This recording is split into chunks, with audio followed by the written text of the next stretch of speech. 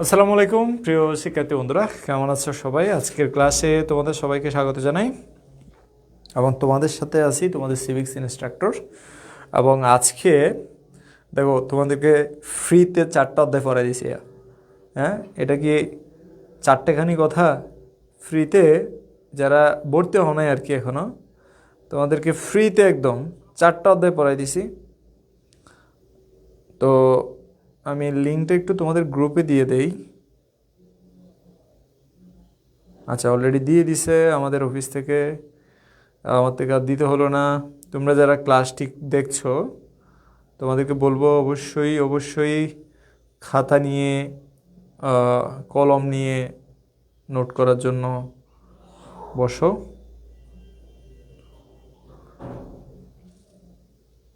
আচ্ছা, ওয়ালাইকুম আসসালাম। পরিবারের একমাত্র মেয়ে, বাকি যারা আজকে লাইভে যুক্ত আছো, আজকের ক্লাসটি একটু সময় নিয়ে আমরা পড়বো, বেশি দীর্ঘক্ষণ পড়বো না। যা পড়বো তাই হচ্ছে পরীক্ষা আসার মতো করে পড়বো। একটু সময় নিচ্ছি যাতে বাকিরাও একটু ক্লাসে যুক্ত হতে পারে। একটু হাইলাইট মেরে দিই নাকি? হাইলাইট মারলে নাকি ফলাফল আসবে। হাইলাইট ওকে। জোনাইদুল হক রাকিব, তাবাসসুম তাসকিয়া, আমি ভালো আছি, তোমাদের দোয়াই আলহামদুলিল্লাহ। আমাকে ঠিকভাবে শুনতে পাচ্ছ তো নাকি? একটু বলো, ঠিকভাবে শোনা গেলে আমাকে বলো। আচ্ছা, আমাদের সাথে আরও যারা আছো, আমি আলহামদুলিল্লাহ তোমাদের দোয়াই ভালো আছি। জোনাইদুল হক এবং পরিবারের একমাত্র মেয়ে, আরও যারা, আমার এখানে 2জন দেখাচ্ছে কেন লাইভ, বাকিরা কই? ও আল্লাহর বান্দারা, তোমরা চলে আসো। তোমরা ক্লাসে না আসলে 642 জন অ্যাক্টিভ আছে। Very disappointing. কাশফিয়া জান্নাত খাদিজা আমাদের সাথে আছে। দেখো গ্রুপে দেখাচ্ছে, মানে গ্রুপে এই মুহূর্তে আমাদের তো প্রায় 2500 স্টুডেন্ট গ্রুপে অ্যাক্টিভ। 2500 স্টুডেন্ট তোমাদের বেসের আর কি, 26 বেসের। তো 642 জন স্টুডেন্ট অ্যাক্টিভ আছে, বাট ক্লাস করতে আসছে এখন পর্যন্ত আমি 9 জনকে লাইভে দেখতেছি, মানে ক্লাস করতেছে এরকম। শান্তা আলম, আতিয়া রহমান, আমি ভালো আছি তোমাদের দোয়াই, এবং কাশফিয়া জান্নাত খাদিজা যুক্ত হয়েছে।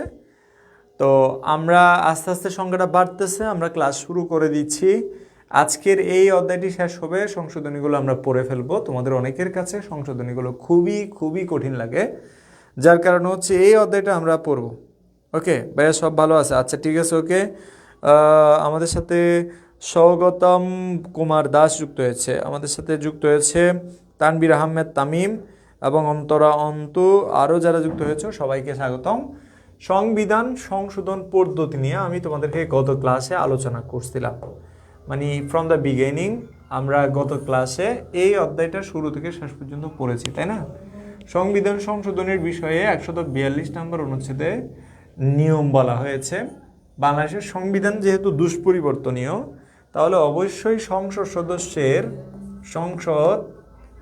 সদস্য যারা আছে আর কি, সেই সংসদ সদস্যের 2/3 ভোট লাগবে। 2/3 মানে হচ্ছে এই যে 350 জন, এর 3/2 ভোট পাইলে তবে সংবিধান সংশোধন করা সম্ভব।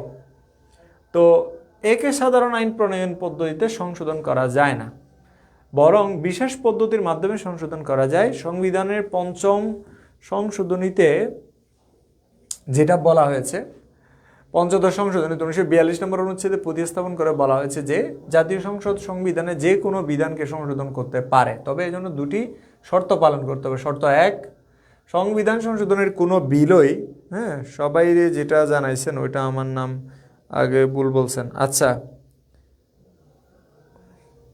তোমার নাম কি? তাহলে যেটা বললাম যে সংবিধান সংশোধনের কোনো বিলে সংসদের বিবেচনার জন্য গ্রহণ করা হবে না, যদি না উক্ত বিলের শিরোনামে ভালোভাবে থাকতে হবে। তো আমাদের দেশে নিউজ যারা করে আর কি, সাংবাদিক যারা আছে, তো ওনারা কিভাবে নিউজ করে, ধরো তারেক রহমানের বিড়াল সম্পর্কে যা জানা গেল, তারেক রহমানের কি বিড়াল সম্পর্কে যা জানা গেল। এখন দেখো, তো তারেক রহমানের বিড়াল সম্পর্কে যা জানা গেল সেটা জাস্ট হেডলাইন। তো এটা হচ্ছে শিরোনাম, সংবাদের শিরোনাম হচ্ছে এটা। এখন এই সংবাদের শিরোনাম থেকে তুমি কোনো কিছু আইডিয়া করতে পারবা যে বিড়াল সম্পর্কে কি জানা গেছে? তো এরকম কোনো ধরনের শিরোনাম দেওয়া যাবে না।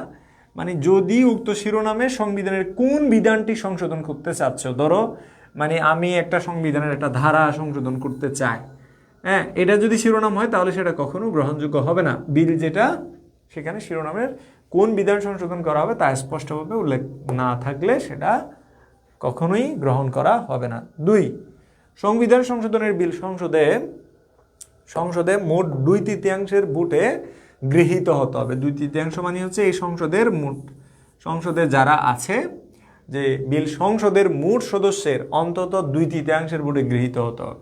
এই 350 জন সদস্যের মধ্যে 3/2 যদি বলে যে হ্যাঁ এটা ঠিক আছে, এই সংশোধনীটা করা যাবে, তবেই এটা সংবিধানটা সংশোধন বা পরিবর্তন করা যাবে। এরপরে আরেকটা বলছে কি, এক্ষেত্রে সংসদে গৃহীত কোনো সংবিধান সংশোধনের বিল যখন রাষ্ট্রপতির নিকট পাঠানো হয়, তিনি 7 দিনের মধ্যে বিলটিতে সম্মতি দান করবেন। তিনি তা করতে অসমর্থ হলে উক্ত সময় অতিবাহিত হওয়ার পর সম্মতি প্রদান করেছে বলে মেনে নিয়ে এই বিলটি আইনি পরিণত করা হবে। এবং ওই যে বলে মৌনতা সম্মতির লক্ষণ। যেমন তোমাকে জিজ্ঞেস করে বাড়ি থেকে, যে মেয়েদের ক্ষেত্রে যেটা ঘটবে আর কি এখন, তো বাড়ি থেকে যখন জিজ্ঞেস করবে যে তুমি বিয়ে করতে চাও কি না, তখন তুমি কি চুপচাপ থাকলে বাড়িতে সবাই ধরে নিবে যে হ্যাঁ হ্যাঁ মেয়ে বিয়ে করতে যাচ্ছে। হ্যাঁ, তো ছেলেদের ক্ষেত্রেও তাই, যদি তুমি জিজ্ঞেস করে যে তুমি বিয়ে করতে চাও কিনা, তখন যদি তুমি চুপচাপ থাকো, প্রতিবাদ না জানাও যে না আমার বয়স হয় নাই, আমি পড়াশোনা করতে চাই, এখন তুমি যদি প্রতিবাদ না জানো, তাহলে যেটা হবে সেটা হচ্ছে কি, ধরে নিবে যে এটাই হচ্ছে সম্মতি। হ্যাঁ নাকি? তো এখানেও সেম, রাষ্ট্রপতি যদি কোনো প্রতিবাদ না জানায়, তিনি যদি কোনো বিরোধিতা না করে, তাহলে ধরে নেওয়া হবে যে আসলে রাষ্ট্রপতি এটাতে সম্মতি দিয়েছেন। তো এরপরে কি হবে? এরপরে এটাকে আইনে পরিণত করা হবে। তবে একটা জিনিস আমি গত ক্লাসেও বলছিলাম, এটা যদিও বা গত ক্লাসের পড়া, সেটা হচ্ছে হাইকোর্টে যখন যাবে, সেই হাইকোর্ট যদি বলে এই আইনটা অবৈধ, হাইকোর্ট যদি কোনো সংবিধানের সংশোধনী যদি কি বলে, অবৈধ বলে, তাহলে সেই সংশোধনীটা অবৈধ হয়ে যাবে, অর্থাৎ এটা সংশোধনী করা যাবে না, আগে যেরকম ছিল সেরকম ফিরে যেতে হবে। ওকে, মেহেদী হাসান সরকার ভাইয়া বলো। এরপরে আমরা একদম শেষে, এই যে আমি তোমাদেরকে একটা ডায়াগ্রামে দেখাইছিলাম যে প্রথম সংশোধনী কি হয়েছিল, আমাদের প্রথম সংশোধনীর সালটা মনে রাখতে হবে। কি সংশোধনী হয়েছে সেটা নয়, বরং সালটা মনে রাখবা, ঠিক আছে? আমি গুরুত্বপূর্ণ কয়টা সংশোধনী তোমাদেরকে পড়াবো, তার মধ্যে আমরা আগে প্রথম সংশোধনীটা একটু দেখি। যে আমাদের যে প্রথম সংশোধনীটা ছিল, এখানে অনেকগুলো স্লাইড, আসলে প্রত্যেকটা স্লাইড আমাদের এত বেশি দরকারও নাই, ঠিক আছে? প্রথমটা দেখো, যে প্রথম সংশোধনী যেটা, সেটা হচ্ছে শেখ মুজিব নিজেই করেছিলেন, মানে শেখ মুজিবের আমলে আর কি। 1973 সালে, তোমরা জানো সবাই, বাংলাদেশের প্রথম নির্বাচন অনুষ্ঠিত হয়েছিল 1973 সালের 7 মার্চ। সেই সময় নির্বাচনে জয়লাভ করছিল কে? সেই সময় নির্বাচনে জয়লাভ করেছিল শেখ মুজিব, এবং সেই শেখ মুজিব প্রধানমন্ত্রী হয়ে সরকার গঠন করলো। তো প্রথম সংশোধনী তিনিই করেছেন 1973-এ, এবং তিনি যেটার জন্য করেছিলেন সেটা হচ্ছে যুদ্ধ অপরাধী সহ অন্যান্য মানবতা বিরোধী অপরাধীদের বিচার নিশ্চিত করার জন্য। এরপরে দ্বিতীয় সংশোধনী যেটা, সেটাও তিনি করেছিলেন 1973 সালে। এরপরে হচ্ছে কি 1974 সালে একটা তৃতীয় সংশোধনী করেছিলেন, ছিটমহল ও অপদখলীয় জমি বিনিময় বিধান ভারতের সাথে। এরপরে চতুর্থ সংশোধনী যেটা, সংসদীয় শাসন পদ্ধতির পরিবর্তে রাষ্ট্রপতি শাসিত শাসন পদ্ধতি একদলীয় রাজনীতির প্রবর্তন করেছিলেন, যেটার জন্য তাকে এবং তার পরিবারকে সবাইকে প্রাণ দিতে হয়েছিল। তো শেখ মুজিবের এই সংশোধনীটা আমাদের জন্য খুবই খুবই গুরুত্বপূর্ণ। তাহলে আমরা মনে রাখবো, চতুর্থ সংশোধনীর পরবর্তীতে আমাদের এই যে শেখ মুজিবের পরিবারকে হত্যা করা হয়েছিল, আমরা এটা একটু মনে রাখবো, ঠিক আছে? তোমার পার্বণ সূত্রধর কালুইজ ব্যাক, আচ্ছা ক্লাস রিচ এত কম কেন? ক্লাস রিচ কম হচ্ছে এটার পিছনে কারণ তো জানি না। ক্লাসের রিচ হচ্ছে যারা ছেলেবেলে ঢুকছে ক্লাসে, এরা ক্লাস করতেছে না, হয়তো চিল করতেছে, হয়তো রেকর্ডেড ক্লাস পাচ্ছে দেখে হচ্ছে লাইভ ক্লাস করতেছে না আর কি। ওকে, উল্টাপাল্টা কমেন্ট না করে তোমরা ক্লাসটা মনোযোগ দিয়ে দেখো। স্যার ক্লাসগুলো কি রেকর্ড থাকবে? এই যে দেখো সাইফুল ইসলাম, এই সাইফাই ইসলাম, এই লাইভ না করার জন্য মানে এটা জিজ্ঞেস করতেছে রেকর্ড থাকবে কিনা। সিবি সবাই পারে, এই জন্য কেউ আসে না মেবি। হ্যাঁ, যারা পারে না তাদের জন্যই এটা মানে ক্লাসগুলো আমরা আসলে সব, যারা পারে তাদের জন্য ক্লাসগুলো নেই না, যারা পারে না তাদের জন্য নেই। এখানে যদি 2 জন স্টুডেন্ট ক্লাস করো, আমরা ক্লাস কন্টিনিউ করব। কারণ হচ্ছে আমাদের কাজ হচ্ছে যারা পারে না তাদের জন্য, যারা পারে তাদেরকে তো এখানে পড়ানোর প্রশ্নই আসে না। তাহলে একটু খেয়াল করো যে চতুর্থ সংশোধনীটা 1975 সালে হয়েছে এবং তিনি কি করলেন, সংসদীয় সরকার ব্যবস্থা বাতিল করলেন। তাহলে আমরা একটু প্রথম দিকে আমাদের সংসদীয় সরকার ব্যবস্থা ছিল কখন, যে 1971 সালে যে মুজিবনগর সরকার ছিল এটা ছিল রাষ্ট্রপতি শাসিত, তাই না? এটা কি ছিল? রাষ্ট্রপতি শাসিত। এরপরে 1973 সালে 1972-এ শেখ মুজিব কি করলেন, সংসদীয় সরকার ব্যবস্থা প্রবর্তন করলেন এবং তিনি নিজেই প্রধানমন্ত্রী হলেন তাজউদ্দিন আহমেদকে সরিয়ে। এরপরে 1975 সালে এসে তিনি নিজেই আবার সংশোধন করে রাষ্ট্রপতি শাসিত সরকার ব্যবস্থা প্রবর্তন করলেন। তাহলে তিনি নিজেই রাষ্ট্রপতি শাসিত সরকার ব্যবস্থা পুনর্প্রবর্তন করলেন। ওই সংশোধনের মাধ্যমে চতুর্থ সংশোধনী কত সালে হয়েছে? 1975 সালে। মনে থাকবে? 1975 সালে এই সংশোধনীটা হয়েছে। এটা তোমরা একটু লিখে রাখো, কেমন? এই যে এই লাইনটা লিখে রাখলে হবে, সেটা এটাই হচ্ছে পরীক্ষায় আসবে। এবং এটা কে করছিলেন? এটা হচ্ছে শেখ মুজিবুর রহমান করছিলেন। এরপরে আমার যেটা আছে সেটা হচ্ছে কি,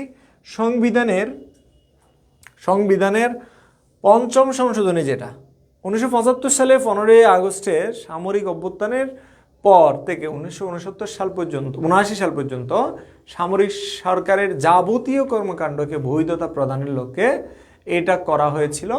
এবং এই আইনটা পঞ্চম সংশোধনী, যেটা এই সংশোধনী সম্পর্কে আমাদের একটু পড়তে হবে। এবং যিনি সংসদ নেতা ছিলেন শাহ আজিজুর রহমান। আমরা পঞ্চম সংশোধনী সম্পর্কে তাহলে আমরা জানার জন্য উপরের দিকে উঠে যাই, কেমন? কারণ হচ্ছে এটার বিষয়ে উপরে আছে, বিস্তারিত ব্যাখ্যা আছে। তো পঞ্চম সংশোধনীতে আমরা যাচ্ছি, পঞ্চম সংশোধনী যাচ্ছি, কি কি সংশোধনী করা হয়েছে সে বিষয়ে আমরা যাচ্ছি। এই পঞ্চম সংশোধনীটা পরবর্তীতে আবার স্থগিত ঘোষণা করা হয়েছে বা পরিবর্তন করে ফেলা হয়েছে। আমাদের যে সংশোধনী আছে সেই সংশোধনীতে আমরা যাচ্ছি। ওকে, দেখো, পঞ্চম সংশোধনী আইন 1979, পঞ্চম সংশোধনী আইন 79। ওকে,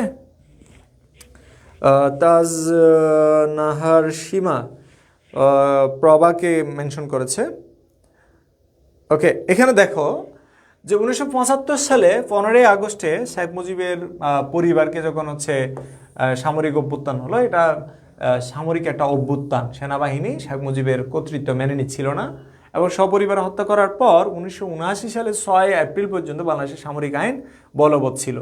এই সামরিক শাসন আমলে 15 আগস্টের রাজনীতি ও শাসনতান্ত্রিক পট পরিবর্তনের সাথে সামঞ্জস্য রাখে প্রেসিডেন্ট ও প্রধান সামরিক প্রশাসক জিয়াউর রহমান বিভিন্নভাবে এই আইনটাকে কার্যকর করার চেষ্টা করেন এবং তিনি পরবর্তীতে যে তোমার 1979 সালের 5 এপ্রিল জাতীয় সংসদ ও সংশোধনী সমূহ পাশ করে এবং 6 এপ্রিল রাষ্ট্রপতি কর্তৃক তা অনুমোদিত হয় এবং বাংলাদেশের সংবিধানে এটি পঞ্চম সংশোধনী নামে খ্যাত।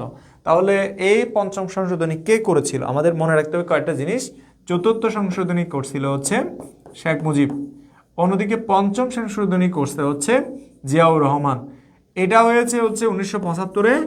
তাহলে 1975 সাল পর্যন্ত শেখ মুজিব মৃত্যুর পরে 75 থেকে 79 সাল পর্যন্ত সামরিক শাসন চলেছে। সামরিক শাসনে কিন্তু সংবিধান থাকে না, সামরিক শাসন চলে সেনাবাহিনীর নিজস্ব ইচ্ছা অনুযায়ী এবং সেই সময়ের জন্য কার্যকর আইনগুলো দিয়ে। অন্যদিকে পঞ্চম সংশোধনীটা হয়েছে 1979 সালে। এই 1979 সালে পঞ্চম সংশোধনীর মাধ্যমে, এটা পঞ্চম সংশোধনীটা কোর্স থেকে এই যে জিয়াউর রহমান সেটা করেছিলেন। এবং পঞ্চম সংশোধনীর কিছু বৈশিষ্ট্য আছে, বৈশিষ্ট্যগুলো হচ্ছে এগুলাই। সংবিধানের যে প্রস্তাবনা সেটাকে পরিবর্তন করা হয়েছে। আমরা জানি সংবিধানের যে প্রস্তাবনা ছিল সেই প্রস্তাবনার মধ্যে কিছু পরিবর্তন আনা হয়েছে। পরিবর্তন কি? যে প্রস্তাবনার অর্থাৎ সংবিধানের শুরুতে বিসমিল্লাহির রহমানির রহিম এটা যুক্ত করা হয়েছে, প্রস্তাবনার শুরুতে এটা যুক্ত করা আছে। দ্বিতীয়ত, সংবিধানের প্রস্তাবনার মুক্তি সংগ্রাম, অর্থাৎ যেখানে ওই যে মহান আদর্শের মুক্তি সংগ্রামে নিযুক্ত যারা, অর্থাৎ প্রস্তাবনা, সংবিধানের যে প্রস্তাবনা তোমাদের বইয়ের মধ্যে আছে, প্রস্তাবনা যেটা ছিল সেই প্রস্তাবনার মধ্যে মুক্তি সংগ্রামের শব্দগুচ্ছের পরিবর্তে স্বাধীনতা যুদ্ধ শব্দগুচ্ছ সন্নিবেশিত হয়। তার মানে হচ্ছে যে প্রস্তাবনাটা প্রথম ছিল 1972-এর যে সংবিধান, সেই প্রস্তাবনার মধ্যে যেটা মুক্তি সংগ্রাম ছিল সেই মুক্তি সংগ্রামের পরিবর্তে স্বাধীনতা যুদ্ধ শব্দগুচ্ছ সন্নিবেশিত করা হয়েছিল। মুক্তি সংগ্রাম, আসলে মুক্তিটা কি, আসলে মুক্তি কি, মুক্তি বলতে আসলে কি বোঝায়? মুক্তি শব্দটার মধ্যে একটু সমস্যা আছে, যার কারণে এই মুক্তি শব্দের পরিবর্তে জিয়াউর রহমান স্বাধীনতা সংগ্রাম শব্দটি ব্যবহার করেছিল। মুক্তি বলতে আসলে কিছু বোঝায় না, পৃথিবীর কোথাও আসলে মুক্তি শব্দটা ব্যবহৃত হয় না। যেটা হয় সেটা হচ্ছে লিবারেশন ওয়ার বলা হয়, স্বাধীনতা সংগ্রাম বলা হয় বা স্বাধীনতা যুদ্ধ বলা হয়। এই মুক্তি সংগ্রামের জায়গায় পরিবর্তিত শব্দ হিসেবে স্বাধীনতা যুদ্ধ শব্দগুচ্ছ সন্নিবেশিত করা হয়। রাষ্ট্রীয় যে মূলনীতি, আমরা জানি ৭২-এর যে সংবিধান ছিল সেখানে 4টা মূলনীতি ছিল। 4টা মূলনীতি কি কি ছিল? এক হচ্ছে জাতীয়তাবাদ। কি জাতীয়তাবাদ? বাঙালি জাতীয়তাবাদ, এটা হচ্ছে ৭২-এর সংবিধানে। আরেকটা হচ্ছে সমাজতন্ত্র, আরেকটা হচ্ছে গণতন্ত্র। তাহলে দেখো এইখানে কিন্তু কিছুটা ভিন্ন। সমাজতন্ত্র, এরপরে তৃতীয় মূলনীতি ছিল গণতন্ত্র, আরেকটা ছিল হচ্ছে ধর্ম নিরপেক্ষতা। এগুলো ছিল ৭২-এর সংবিধানের মূলনীতি। জিয়াউর রহমান কি করলো? জিয়াউর রহমান পরিবর্তন করলো হচ্ছে মূলনীতির ক্ষেত্রে কিছু পরিবর্তন আসে। সেটা হচ্ছে কি, বাঙালি জাতীয়তাবাদ যেটা ছিল সেটাকে বাদ দিয়ে বাংলাদেশি জাতীয়তাবাদ প্রতিষ্ঠা করেছিলেন তিনি। দ্বিতীয়ত, যে রাষ্ট্রীয় মূলনীতির মধ্যে ধর্ম নিরপেক্ষতার পরিবর্তে যে তিনি সর্বশক্তিমান আল্লাহর উপর পূর্ণ বিশ্বাস ও আস্থার কথা বলা হয়েছে। তাহলে তোমার এই জিনিসটা তোমরা মনে রাখার চেষ্টা করবে। আবার বলছি যে তিনি মূলনীতির ক্ষেত্রে 2টা মেজর চেঞ্জ আনলেন, তার আগে মূলনীতির আগে প্রস্তাবনার মধ্যে পরিবর্তন আনলেন। আবার বলছি, বিসমিল্লাহ নিয়ে আসলেন এবং তিনি মূলনীতির ক্ষেত্রে বিশেষ করে ধর্মনিরপেক্ষতার পরিবর্তে পরম করুণাময় আল্লাহর উপর পূর্ণ বিশ্বাস, সর্বশক্তিমান আল্লাহর উপর আস্থা ও বিশ্বাসের কথা বলেছেন। অন্যদিকে বাঙালি জাতীয়তাবাদের পরিবর্তে বাংলাদেশি জাতীয়তাবাদের তিনি প্রতিষ্ঠা করেছিলেন। তাহলে কে বাংলাদেশি জাতীয়তাবাদের প্রতিষ্ঠা করেছিলেন? তিনি হচ্ছে যে তৎকালীন প্রেসিডেন্ট জিয়াউর রহমান। তাহলে আমাদের সংশোধনীগুলো এইভাবেই মনে রাখতে হবে যে সংশোধনীর ক্ষেত্রে এই যে জাতীয়তাবাদের ক্ষেত্রে যে বাঙালি জাতীয়তাবাদের পরিবর্তে বাংলাদেশি জাতীয়তাবাদ প্রতিষ্ঠা করছিলেন কে। এরপর একটা হচ্ছে কি, যে সমাজতন্ত্রের যে বিষয়টা, সমাজতন্ত্রকে বাদ দিয়ে তিনি করলেন কি, অর্থনৈতিক ও সামাজিক ন্যায় বিচার। দেখো, অর্থনৈতিক ও সামাজিক ন্যায় বিচার প্রতিষ্ঠা হলে রাষ্ট্রের প্রত্যেকটা মানুষ ভালো থাকবে, এটাই বিশ্বাস করেছিলেন যে তৎকালীন জিয়াউর রহমান, প্রেসিডেন্ট জিয়াউর রহমান। একটু খেয়াল করো যে সমাজতন্ত্র মানে কি। সমাজতন্ত্রের মানে হচ্ছে যে অর্থব্যবস্থার মধ্যে যে সব কিছু রাষ্ট্র নিয়ন্ত্রণ করবে। কিন্তু তিনি বলতেছে সমাজতন্ত্র নয়, বরং অর্থনৈতিক ন্যায় বিচার যদি প্রতিষ্ঠা হয় তাহলে রাজনৈতিক ন্যায় বিচারও প্রতিষ্ঠা হবে। এই জন্য অর্থনৈতিক ও সামাজিক ন্যায় বিচার প্রতিষ্ঠার কথা তিনি বলেছেন, মানে যার জন্য যেটা, যেমন ধরো আমরা অনেক সময় বলি যে নারীরা সমান অধিকার পাবে। এখানে সমান অধিকার নয়, বরং ন্যায্য অধিকার। সমান অধিকার, সমাধানের জায়গায় সমাজ হয়ে গেছে। সমান অধিকারের কথা যে বলে, এটা না বলে বরং তাদের বলা দরকার ছিল যে ন্যায্য অধিকার। কারণ তার যেটা ন্যায্য সেটাই। সমান হয়ে গেলে তো তাকেও সমান পরিশ্রম করতে হবে, তাকেও সমান ফাইট করতে হবে। লাইফে যতটা পুরুষরা তাদের যে অর্থনৈতিক মুক্তি ও সামাজিক মুক্তি বা অন্যান্য ক্ষেত্রে গিয়ে ফাইট করে, নারীদের কিন্তু এতটা ফাইট করতে হচ্ছে না। কারণ অনেক সময় নারীরা যে পুরুষদের শেল্টারে থাকতেছে, তাহলে এখন যদি সে সমান অধিকার চায় তাহলে তাকেও সমান ফাইট করতে হবে। এখন আমরা পুরুষদের ক্ষেত্রে যে ধরো অনেক দীর্ঘ সময় ধরে তারা যে শারীরিক পরিশ্রম করে, নারীর দ্বারা কি এই শারীরিক পরিশ্রম করা সম্ভব? এটা সম্ভব না। এক্ষেত্রে তারা কি সমান অধিকার চাইবে না ন্যায্য অধিকার চাইবে? ন্যায্য অধিকার চাইবে। এই জন্য মূলত তিনি এখানে সমাজতন্ত্রের জায়গায় যে বললেন কি, যে অর্থনৈতিক ও সামাজিক ন্যায় বিচার। এখন যদি এমন হয় যে সব নাগরিককে সমান অধিকার দিতে হবে, তাহলে তো দেখা যাচ্ছে যারা ব্যবসায়ী, হ্যাঁ, তারা তো প্রতিদিন কোটি কোটি টাকা ইনকাম করতেছে, বড় বড় ব্যবসায়ীরা।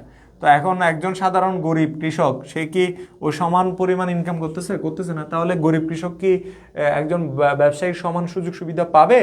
উত্তর হচ্ছে পাবে না, স্বাভাবিকভাবে। কারণ সে হচ্ছে রাষ্ট্রের মধ্যে কন্ট্রিবিউশন করতেছে কম, ওই দিক থেকে, আর্থিক দিক থেকে।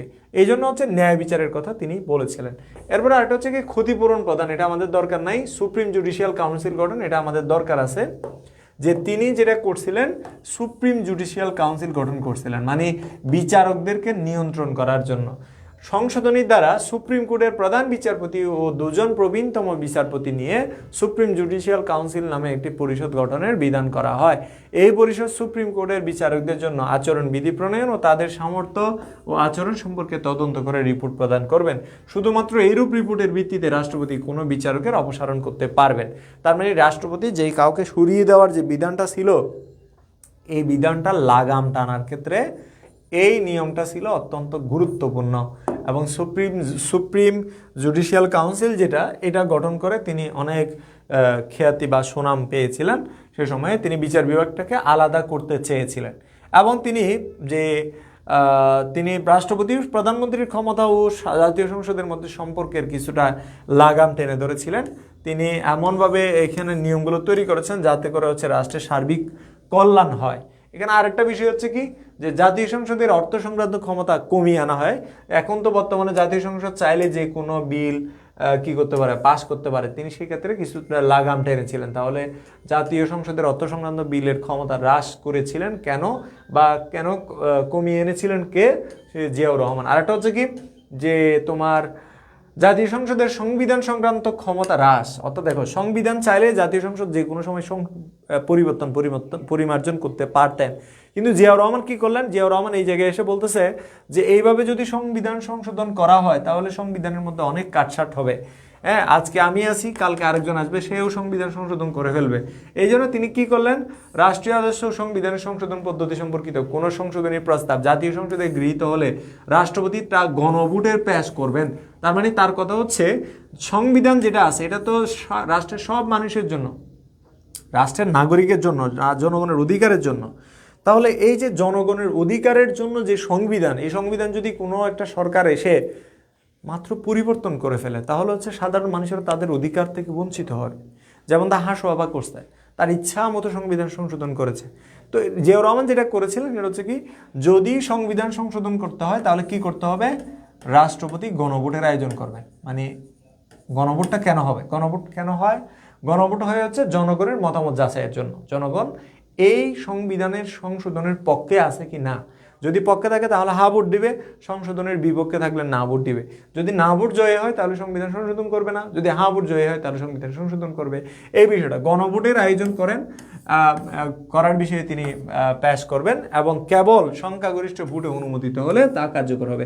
যদি গণভোটে হ্যাঁ হয় তাহলে সংবিধানের যে সংশোধনীগুলো আনতে যাচ্ছে সেটা কার্যকর হবে। এবং পরবর্তীতে যে তোমার এই আইনটাও পরিবর্তন করে ফেলা হয় আস্তে আস্তে। আমরা এরপরে যে সংশোধনীটা দেখবো সেটা হচ্ছে কি দ্বাদশ সংশোধনী। দ্বাদশ সংশোধনীর আগে আমাদের এই যে তোমার দ্বাদশ সংশোধনী যেটা গুরুত্বপূর্ণ বললাম, পঞ্চম সংশোধনীর পরে আমি ডিরেক্ট দ্বাদশ সংশোধনীতে কেন গেলাম, এটার পিছনে বেশ কিছু কারণ আছে, তোমরা একটু পরেই দেখবা সেটা। আমরা ডিরেক্ট তাহলে আমাদের বাকি সংশোধনীগুলো শর্টকাটে দেখে নেই। পঞ্চম সংশোধনীর পরে আমাদের সবচেয়ে গুরুত্বপূর্ণ যেটা প্রয়োজনীয় যে সংশোধনী সেটা হচ্ছে কি দ্বাদশ সংশোধনী। পঞ্চম সংশোধনীর পরে আমাদের ষষ্ঠ সংশোধনী।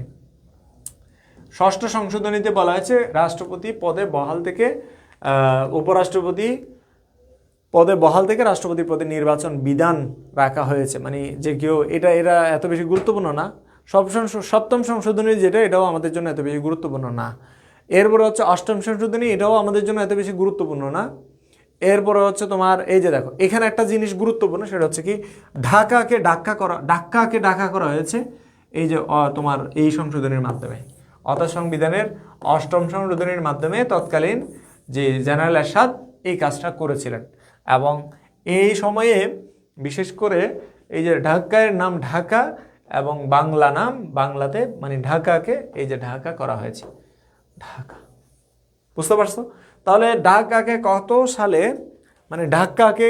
ঢাকা করা হয় এটা তোমরা মনে রাখবা, পরীক্ষা এমসিকিউতে আসতে পারে। স্যার কোন কোন টপিক ইম্পর্টেন্ট এই অধ্যায়ে, এগুলোই পড়াচ্ছি, যেগুলোই ইম্পর্টেন্ট এগুলোই পড়াচ্ছি। ক্লাস না করলে তো ইম্পর্টেন্টগুলো পাবে না।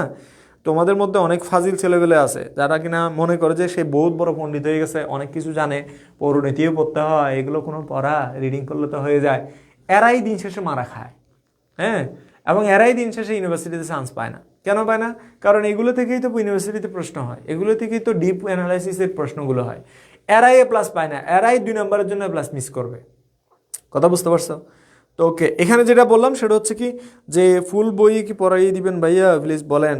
ফ্রিতে তো আর ফুল বই পড়াবো না, তোমাদের কোর্সে ভর্তি হতে হবে। যে কোর্স ফি নির্ধারণ করছে এখন তোমাদের অফারে ভর্তি চলতেছে 2000 টাকায়, এবং এই কোর্স ফিতেই তোমরা ভর্তি হয়ে যাও। এরপর দেখো যে সংবিধানের অষ্টম সংশোধনী আইন, অর্থাৎ প্রজাতন্ত্রের রাষ্ট্রধর্ম হিসেবে ইসলামকে স্বীকৃতি দেওয়া হয়েছে। ঢাকার বাইরে 6টি বেঞ্চ, এখানে প্রজাতন্ত্রের রাষ্ট্রধর্ম হিসেবে স্বীকৃতি দেওয়া হয়েছে এই সময় ইসলামকে। ইসলাম নিয়ে রাজনীতি সবাই করছে কম বেশি, হ্যাঁ। এবং ঢাকা থেকে ঢাকা নামকরণ করা হয়েছে এই সংশোধনের মাধ্যমে।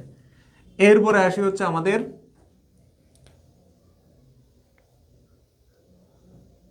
হ্যাঁ দেখো, রাষ্ট্রপতির পদের কোনো ব্যক্তিকে 2 মেয়াদে সীমাবদ্ধ করা হয়েছে কোন সংশোধনীর মাধ্যমে? এটা হচ্ছে 9ম সংশোধনীর মাধ্যমে।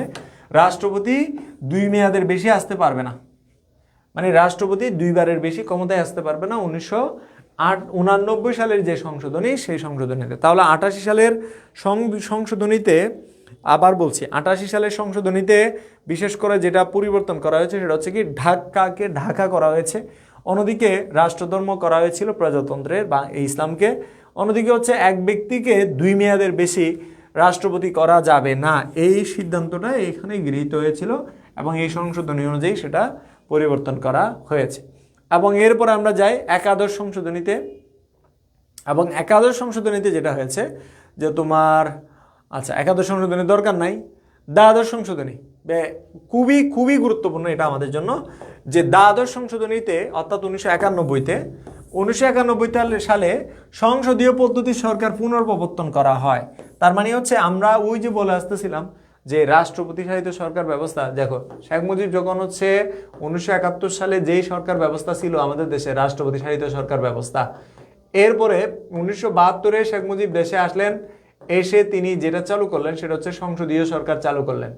এই সংসদীয় সরকার ব্যবস্থা পুনরায় তিনি নিষিদ্ধ করলেন এবং চালু করলেন হচ্ছে 1975-এ রাষ্ট্রপতি শাসিত সরকার ব্যবস্থা, এবং তিনি নিজেই রাষ্ট্রপতি হলেন এবং বাকশাল প্রতিষ্ঠা করলেন। তাকে হত্যা করা হয় এবং এরপরের থেকে শুরু করে 1991 সাল পর্যন্ত বাংলাদেশ ছিল হচ্ছে রাষ্ট্রপতি শাসিত সরকার ব্যবস্থা। পরে আবার সংসদীয়, দেখো আবার পুনরায় সংসদীয় সরকার ব্যবস্থা পুনর্প্রবর্তন করা হয়। তোমাদের মনে প্রশ্ন আসতে পারে রাষ্ট্রপতি শাসিত সরকার ব্যবস্থা কি, সংসদীয় সরকার ব্যবস্থা কি? রাষ্ট্রপতি শাসিত সরকার ব্যবস্থা হচ্ছে যেই সরকার ব্যবস্থায় আইন বিভাগ শাসন বিভাগ আলাদা থাকে এবং রাষ্ট্রপতি সকল ক্ষমতার মালিক, সেটা হচ্ছে রাষ্ট্রপতি শাসিত সরকার ব্যবস্থা। তাহলে এই দুইটা বিভাগ আলাদা থাকে। আর যেই সরকার ব্যবস্থায় আইন বিভাগ শাসন বিভাগকে নিয়ন্ত্রণ করে এবং মন্ত্রী পরিষদই সকল ক্ষমতার মালিক এবং প্রধানমন্ত্রীর নেতৃত্বাধীন মন্ত্রী পরিষদই রাষ্ট্র পরিচালনা করে, সেটাকে বলে সংসদীয় সরকার ব্যবস্থা। আর বাংলাদেশের সংসদীয় সরকার ব্যবস্থা পুনর্প্রবর্তন করা হয় কত সালে? পরীক্ষায় এটা এমসিকিউতে থাকে, প্রায় সময় এমসিকিউতে আসে, এটা তোমরা পরীক্ষার জন্য পড়ে নাও যে বাংলাদেশের সংসদীয় সরকার ব্যবস্থা পুনর্প্রবর্তন করা হয়, রাষ্ট্রপতির জায়গায় উপরাষ্ট্রপতি যে পদটা সেটাকে বিলুপ্ত করা হয়। তাহলে উপরাষ্ট্রপতির পদ বিলুপ্ত করা হয় কত সালে? উপরাষ্ট্রপতির পদ বিলুপ্ত করা হয় 1991 সালে। আশা করি তোমরা এটাও বুঝতে পেরেছো। এরপরে আসে হচ্ছে আমাদের ত্রয়োদশ, এটাও আমাদের জন্য খুবই খুবই গুরুত্বপূর্ণ। আমি শর্টকাটে পড়াই দিচ্ছি আর কি। পরীক্ষায় যদি প্রশ্ন আসে যে ত্রয়োদশ যে সংশোধনী কত সালে হয়েছে, সাল দেওয়া আছে 1996, এবং এই ত্রয়োদশ সংশোধনীর মধ্যে সবচেয়ে গুরুত্বপূর্ণ যেটা সেটা হচ্ছে কি নির্দলীয় নিরপেক্ষ তত্ত্বাবধায়ক সরকার, এটা প্রবর্তন করা হয়েছে। পরীক্ষায় প্রশ্ন আসবে যে কত সালে তত্ত্বাবধায়ক সরকার ব্যবস্থা সংবিধানের মধ্যে কি করা হয়েছে, প্রবর্তন করা হয়েছে, সেটা হচ্ছে 1996 সালে। তাহলে আমাদের মনে রাখতে হবে যে নির্দলীয় নিরপেক্ষ তত্ত্বাবধায়ক সরকার, এই সরকারটা কত সালে? 1996 সালে। এবং এই সরকার ব্যবস্থার কাজ কি? এই সরকার ব্যবস্থার মূল কাজ হচ্ছে নিরপেক্ষ নির্বাচন আয়োজন করা, নিরপেক্ষ নির্বাচন আয়োজন করা। বুঝতে পারছো? তাহলে এই সরকার ব্যবস্থায় যতগুলো নির্বাচন হয়েছে প্রত্যেকটা নির্বাচনই অত্যন্ত ফেয়ার ইলেকশন হয়েছে, অর্থাৎ হচ্ছে নিরপেক্ষ নির্দলীয়ভাবে হয়েছে। তো এই নির্বাচনটা মানে এই সরকার ব্যবস্থাটা, এই নির্দলীয় নিরপেক্ষ তত্ত্বাবধায়ক মানে হচ্ছে যারা তত্ত্বাবধান করে, কোনো দলের পক্ষে না গিয়ে, কোনো মতের পক্ষে না গিয়ে, কোনো গোষ্ঠীর পক্ষে না গিয়ে নিরপেক্ষভাবে যারা নির্বাচন আয়োজন করে তাদেরকে বলা হয় নির্দলীয় নিরপেক্ষ তত্ত্বাবধায়ক ব্যবস্থা বা সরকার। এদের কাজ হচ্ছে নিরপেক্ষ নির্বাচন আয়োজন করা। এবং এরা যতগুলো নির্বাচন আয়োজন করেছে প্রত্যেকটা নির্বাচনই অত্যন্ত ফেয়ার হয়েছে। যেমন 1991-তে নির্বাচন হয়েছে, 1996-তে নির্বাচন হয়েছে, হ্যাঁ, এরপরে হচ্ছে 2001 সালে নির্বাচন হয়েছে। এগুলো ছিল ফেয়ার ইলেকশন। এরপরে আরেকটা যেটা হয়েছে সেটা হচ্ছে কি যে তোমার 2008 সালে এটাও ফেয়ার হয়েছে। বাট 2011 সালে এসে হাসওয়াফা এই সরকারটা মানে এই ধরনের ব্যবস্থাটা বাতিল করে। নির্দলীয় নিরপেক্ষ তত্ত্বাবধায়ক ব্যবস্থা বাতিল করে। এরপর থেকে দেখো 2014 সালে নির্বাচন হয়েছে রাতের বেলায়, 2018 সালে নির্বাচন হয়েছে মরা মানুষ ভোট দিয়ে, 2024 সালে নির্বাচন হয়েছে যে তোমার জনগণের অংশগ্রহণ ছাড়া, অর্থাৎ প্রশাসনই, পুলিশ প্রশাসন থেকে শুরু করে অন্যান্য প্রশাসনই হচ্ছে এখানে ভোট নিজেরাই মেরে দিয়েছে সব কিছু, এবং ক্যাডার বাহিনী যারা ছিল তারা মেরে দিয়েছে। তাহলে নির্দলীয় তত্ত্বাবধায়ক ব্যবস্থা যে বাতিল করা হয়েছে কত সালে, এই যে শুরু করা হয়েছে 91-তে, বাতিল করা হয়েছে 2011 সালের সংশোধনের মাধ্যমে। আমরা সেই বিখ্যাত সংশোধনী, যে সংশোধনীটা তোমরা জানো যে তোমার পঞ্চদশ সংশোধনী, এটাতে আমরা চলে আসলাম 2011। তো আমাদের চতুর্দশ সংশোধনীটা এত বেশি গুরুত্বপূর্ণ নয়, এটা আমাদের এত বেশি গুরুত্বপূর্ণ নয়, পরীক্ষা এখান থেকে প্রশ্ন আসবেও না বা আসে না। এই যে পঞ্চদশ সংশোধনী, যেটা 2011 সালের সংশোধনী, এটা আমাদের জন্য খুবই খুবই খুবই গুরুত্বপূর্ণ। কারণ এই কারণেই যে 1996 সালে যে তত্ত্বাবধায়ক সরকার ব্যবস্থা প্রবর্তন করা হয়েছিল সেটা বিলুপ্ত করা হয়েছে, এবং এর পরবর্তীতে যে তোমার নারীদের আসন বাড়ানো হয়েছে 50টি আসন। অর্থাৎ আগে যেটা 2004-এ যেটা তোমার চতুর্দশ সংশোধনী হয়েছিল সেখানে 45টা আসন ছিল, পরে আবার আরও 5টি আসন বাড়ানো হয়েছে, তো 50টি সংরক্ষিত মহিলা আসন করা হয়েছে। এবং শেখ মুজিবের যে সংবিধান, অর্থাৎ যেটাকে জিয়াউর রহমান পরিবর্তন করেছিল 1979 সালে, যে জিয়াউর রহমান যে সংশোধনী করেছিল, যে পঞ্চম সংশোধনী, সেই পঞ্চম সংশোধনীর মাধ্যমে যে তিনি যেটা করেছিলেন, অর্থাৎ মূলনীতিগুলো পরিবর্তন করেছিলেন, কিন্তু হাসিনা এসে তার বাবার যে সংবিধান, এই যে 72-এর সংবিধান, সেই সংবিধানে নিয়ে গেছে, অর্থাৎ 72-এর মূলনীতি পুনঃপ্রবর্তন করা হয়। এবং তত্ত্বাবধায়ক সরকার ব্যবস্থা যেটা 1996-তে প্রবর্তন করা হয়েছিল সেটা বিলুপ্ত করা হয়। এবং আরেকটা হচ্ছে কি, যে তোমার নারীদের ক্ষেত্রে এই নারীদের সংখ্যাটা বাড়ানো হয়, সংসদীয় আসনে নারীদের উপস্থিতির সংখ্যাটা বাড়ানো হয়।